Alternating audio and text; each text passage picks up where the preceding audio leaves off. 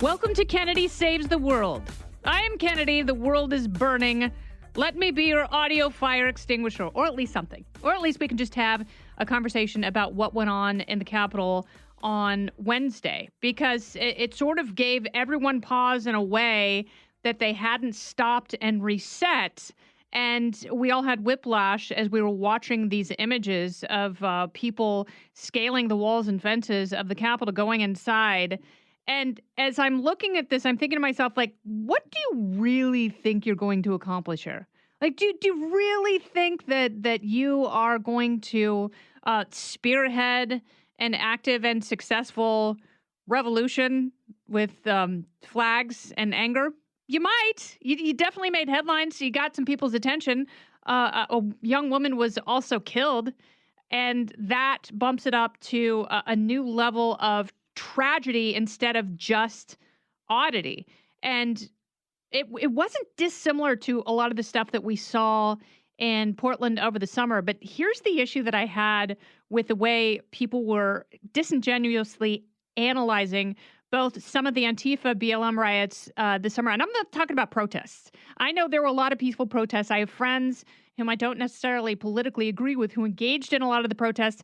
And as a constitutionalist, I'm fine with that. I think that is a very important part of our American system.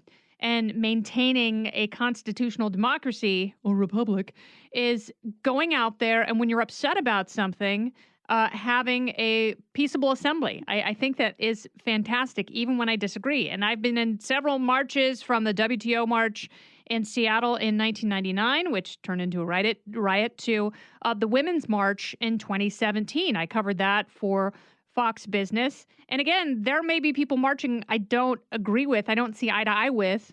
We may not share the same love of patchouli, which I also abhor. But I think that you have the right to do that, and I think that's fine. I don't have a problem with that at all. My problem is force and violence and people who hurt other people because they are upset and they want something to go their way. And that's essentially what this is. So maybe there were people who were fans of the president who watched some of the Antifa rioting this summer and saw that people weren't really getting arrested, they weren't getting prosecuted, and they figured, well, maybe this is our way to affect change. So the assumption was that people were throwing these tantrums throughout the summer because they assumed that the president would be reelected. And if he were in fact reelected, and we knew that on election night, then unholy hell was going to be unleashed on all sorts of cities, including Seattle, Portland, San Francisco, Los Angeles, Washington, D.C., New York City, Minneapolis, and Chicago, to name a few. Obviously, that didn't happen. People were in the parks on Saturday when Biden was eventually declared the winner. So maybe in their minds, the tantrum worked. So yesterday was the day that the electors were supposed to be certified. Joe Biden would have his presidency-elect codified, and we would move on to a new and different chapter. Clearly, the president is unhappy with that because he feels that there has been electoral malfeasance and something unjust has happened, and he telegraphs that constantly to the point of distraction. And there are people who are his very avid supporters who also internalize that, and it doesn't matter what is said or what is shown, they will firmly believe that. And when someone is dug in, and they're dug in with an emotional shovel, that they're not going to grasp any sort of a rational lifeline.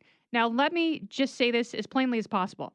I do think that there were incidences of oddness at various polling places. That goes without saying. I think that happens every time. And I think a lot of times poll workers are human beings and they overlook certain things when they're not supposed to. I have worked at a polling place myself many, many times over the years. And the people that I have always worked with, they all take their jobs very, very seriously. We are all given very specific jobs and very clear rules as to how we are supposed to carry out our part of the voting process. But there are people, I am quite sure, who are willing to overlook certain things in order to have a few votes go one way or another. Was there enough strangeness to throw the race in certain states and thus the entire election? I don't think that there were. And I think that you had some judges who were very, very keen on hearing the evidence, and a lot of these cases were dismissed because there was not enough evidence put forth to verify the claims that were made or validate. And now we have to move on, even though it sucks and even though it was close. And the president, with his personality and the media working against him constantly, it would have been a Herculean task for him to win. It was pretty incredible that he came as close as he did in as many states, given where we are with the virus and with the level of anger, animosity, and active hatred in the country for different sides. Because now it's clearly one against the other. And by the way, this is what James Madison and Alexander Hamilton warned against in the Federalist Papers, was a two-party system where you have dug-in factions and essentially nothing else. Because it really is tyranny of the majority, even if the majority is very, very slim. And that was always the worry with the two-party system. And that is something that some very smart people saw coming many, many years ago. And that's exactly where we are. Now, as a libertarian, and we always joke about this, libertarians always joke about this because we don't riot, we don't take things over, we don't throw piss cocktails at police officers. We just try and bolster our positions. We demand consistency and constitutionality, and we joke with each other that, we're never really going to see our person in office. So no matter what happened, I didn't vote for Joe Biden. I didn't vote for Donald Trump. I voted for Jo Jorgensen because her views and the way she carried herself throughout the entire process, well, it aligned much more with how I feel and how I see the world. And I try and do that as consistently as possible. So my goal, no matter what realm I'm in, if it's personal, if it's parenting, if it's professional, or if it's political, I always try and use freedom as my prism and my cane, where I'd sort of hobble around through the mean streets trying to see how the world could be better. And the answer for me is always if we have more freedom. What I saw in the Capitol, that is not an expression of freedom. That is a form of tyranny in and of itself. And the problem is when you get so wrapped up and you get pulled into a mob like this, I don't know what happens to the senses, but they just, whatever functioning part of your brain would normally tell you not to do certain things, that is shut off when you give in to a mob. And that's what happened yesterday. That's what happened all summer. It was people trying to take something through means that we didn't agree to. These are not the rules we agreed to. We did not agree that whoever scales the Capitol and goes inside and stands at the dais, they're the ones who get to make up the rules, and they're the ones who are in charge. Now, do I think there are a bunch of dumb boobs in the House and Senate who are running the country right now? I do. Absolutely. I totally understand why Congress has very, very, very low poll numbers. In fact, Congress tends to poll lower than head lice.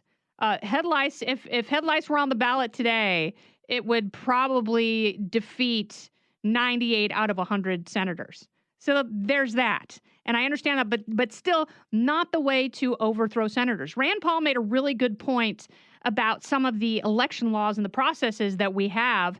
And if there is weirdness going on in places like Georgia and Pennsylvania and Arizona and Michigan, then you work within the system, you work with state legislatures, you work with the various counties to fix those laws. Because I think it is a fair ask to want universal election laws that cover everybody, that don't just favor old people who are showing up in person or first-time voters who happen to be mailing in votes. There has to be a fair application of voting laws. And election laws and election rules do not equal disenfranchisement, even if Stacey Abrams says that is the case, because it could end up giving God knows who way too much wiggle room to screw around with votes.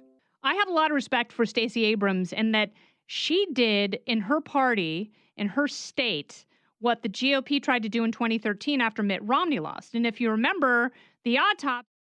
For the full podcast, go to foxnewspodcast.com.